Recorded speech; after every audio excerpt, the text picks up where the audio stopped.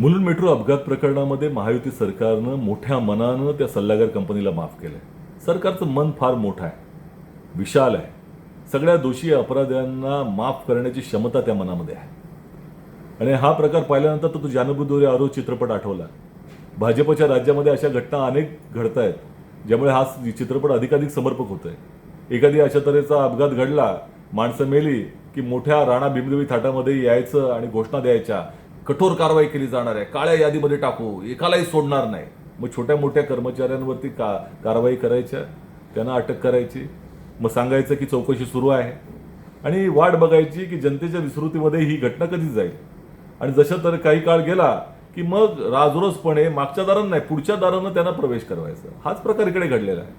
आता त्या कंपनीनं माफी मागितली, सरकारनं मोठ्या मनानं माफ केलं. परंतु ज्यांचे प्राण गेले त्यांचं काय हो, त्यांच्या परिवाराचं काय, त्यांना न्याय मिळाला का? आणि ज्या पद्धतीनं हा बेफिक्रीपणा या कंपनीने दाखवलाय त्याचं काय?